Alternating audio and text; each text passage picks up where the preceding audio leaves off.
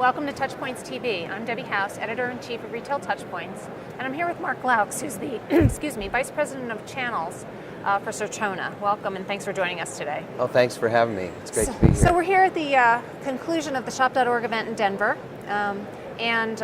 First I thought maybe you could just give us a little bit of an overview about Certona, and then we can get into some more details. Sure. So Certona is the leading personalization vendor in e-commerce. We have been in business for 8 years, and have a really excellent track record within the retail vertical of providing personalization for consumers on the website. So basically, our engine observes consumer behavior and is able to take that behavior and leverage that through algorithms as a way to make sure that the most relevant content is being put in front of consumers while they're engaged on a website. In addition to that, we certainly also engage across other types of devices, so mobile, which is part of what we're going to be talking about today, within search, within call centers. Some of our clients actually use our personalization engine with their call center reps as well. We also do some point of sale with several of our clients where they're engaging in the stores and using our recommendations and personalization as a part of the in-store purchase behavior. So, I think that personalization, relevancy is really the key of engagement, and for brands, and brands who have millions of customers or even thousands of customers, it's obviously difficult to have a one-to-one relationship. So, really what Certona does is it helps bridge that gap, and almost like it becomes, a personal salesperson, for you that acknowledges the individual where they're touching the brand and is able to provide an engaging and very relevant experience for them. So let's talk a little bit about the progression of personalization, and how it's grown, and what should we be expecting? Yeah, so I think it's the market's very interesting right now, and I think it's some of it's I think it's being really driven by consumers and consumer behavior. There's a lot of things that are changing very quickly. Obviously, mobile being a very big piece of that, but also I think that there's also challenges that retailers are facing as well, and it's also because of the way that consumers behave today that's different.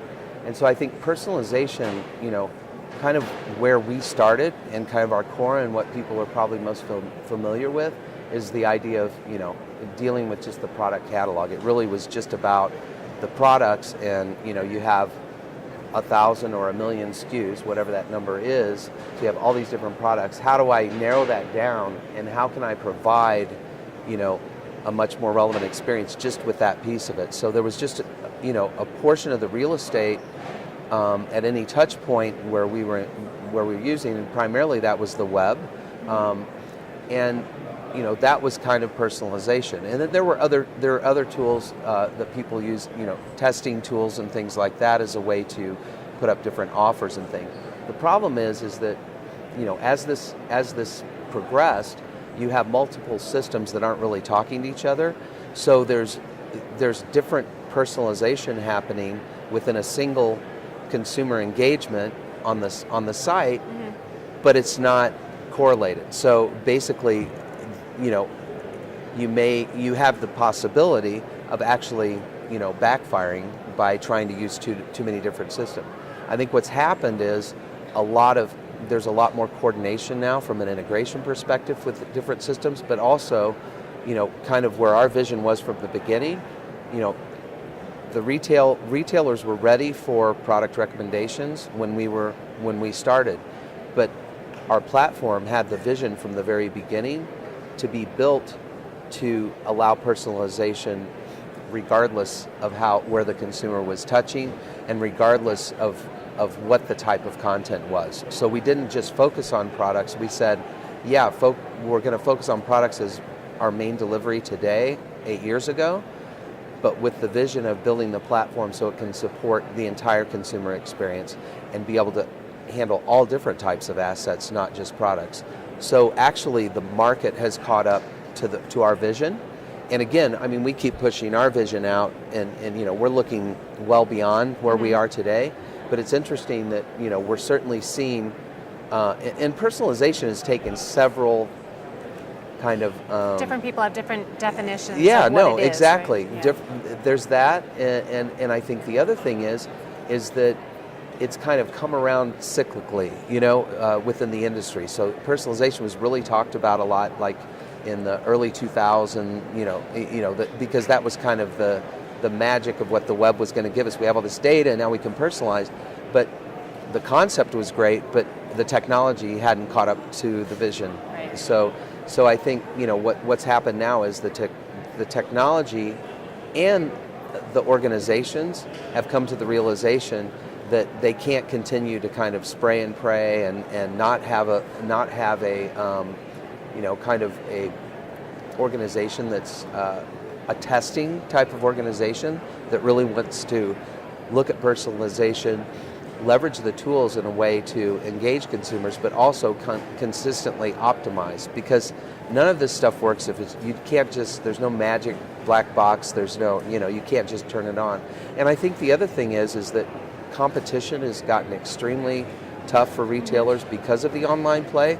So you have the straight online plays, showrooming, and all of these things have become a part of it. So there's also, you know, certainly financials that are driving the change in behavior. And, you know, I think the brands that are succeeding are the ones that have really, you know, taken personalization at every touch point, not just the web, but understanding that, you know, kind of they have to look at their consumers and they have to become a consumer-centric organization and really align their organization around consumers as a way to improve their acquisition efforts, retention efforts, and just, you know, the overall value, lifetime value of those consumers, because the cost to acquire them is very high. So you want to keep them, and you want to keep them engaged, and you want to have a very high lifetime value and keep them with your brand, you know, as long as it makes sense.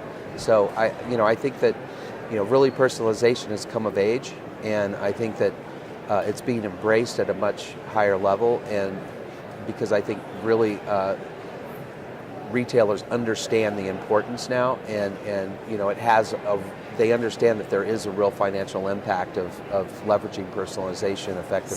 So with that, mobile has come on the scene.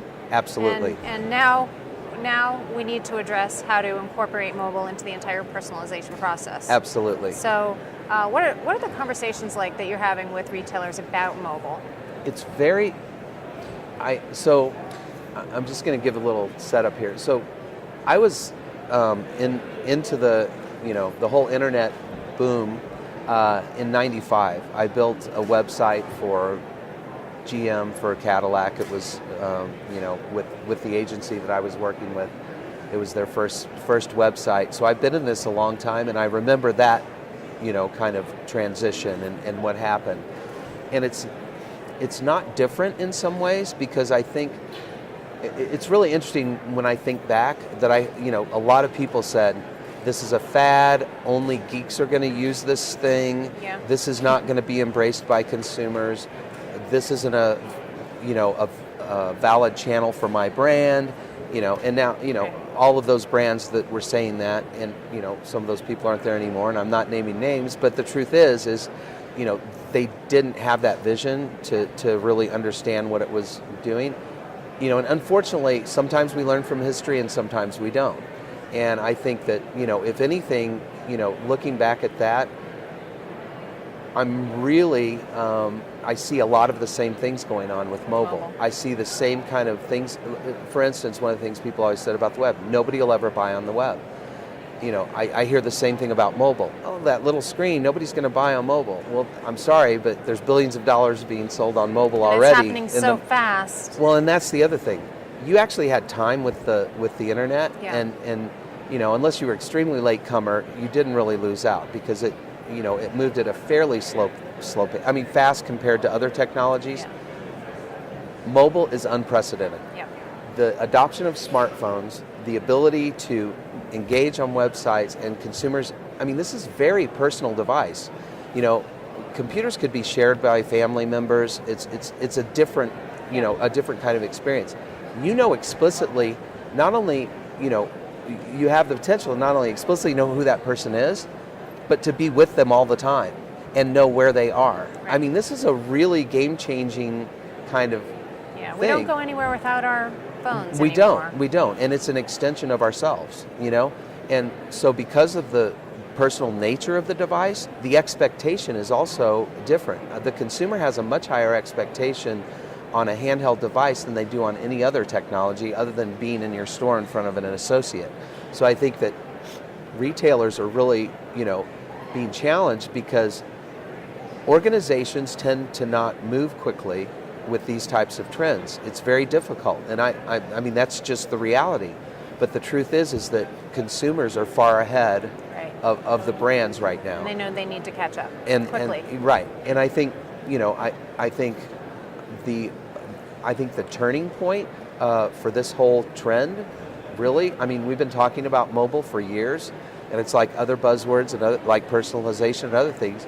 We throw them around, but don't really quite get there. But I think the difference here, kind of what I saw as the turning point was holiday last year. So the holiday season last year, you saw 10% of the traffic coming from mobile. And what's interesting about that statistic is it's not additive. So it's not incremental additional traffic. This is actually cannibalizing my desktop traffic. Right. And the second thing that's really important is not only is it cannibalizing my desktop traffic, but its conversion rate is a fourth, a third or a fourth, or maybe even less than my conversion rate through desktops. I think that really was a wake-up call for a lot of retailers because they saw that, and the trend is moving, very quickly, and it looks like that trend is going to continue over the next couple of years until it kind of starts to flatten out. So before we have to finish up, I just want to give you a chance to talk a little bit about you did some recent research with retailers about their readiness for mobile, and so what are some of the high-level insights or findings from that? I think a lot of things I just said were supported by the research, certainly. I think some of the things that stood out are, again, I don't want to, seem overly alarmist, but I think, it's appropriate at this point, given where most retailers are, and I think, certainly the research supported that. And I think it's, kind of how early they still are in, many retailers are still pretty early in the strategy phase. I think the other big challenge that, I really didn't talk about is this is not an online issue, Online is a very small piece of well, it's a large piece, but it's a small piece compared to the in-store experience. And already, there's showrooming and all of these things that are going on are impacting the bottom line of retailers in their physical stores. So I think that, really the thing that the research showed is that brands are confused right now because there's a lot of decisions that have to be made, and because it impacts the entire organization, not just the website, not just the store, but across all touch points of the brand. And because of the personal, how personal the device is, unfortunately, there's still silos within organizations. And a lot of the data resides in different places. And to really do effective personalization, you need to have a single view of that customer. At a minimum, you need to have a single ID across those silos. And that's something that has been talked about for a long time, and some retailers have been successful through loyalty programs and things at achieving that. But I think the biggest problem is that most haven't. I mean, the majority haven't kind of tackled that, and it still amazes me how long it's been talked about and not been kind of adopted. But what that does is that creates another kind of challenge for them in really tackling this in the way that they need to tackle it. So I think the big thing that that, like I said, that stood out is how immature they are at this point in their strategy phase, but yet I also see that there's a lot of emphasis now being put on it. Some of the numbers I've seen, kind of the dollars being invested don't support it yet, but certainly I think the conversations are going up in the organization, and it's beyond two CEOs having dinner together and one showing an app and the other guy coming back and saying, I need an app because he had an app. They're really starting to think about it strategically and understand that, there's other things within their wheelhouse that they kind of have to get together to really tackle this effectively. Well, I know we could continue talking about this for hours, but I think at this point we're going to conclude, and we're going to look forward to seeing the full research report and learning more and seeing what happens with mobile, because it's an exciting time. Yes, it is. Yeah. It's a very exciting time. So thanks again for joining us. Thanks for having me. Thank you all for joining us on TouchPoints TV as well.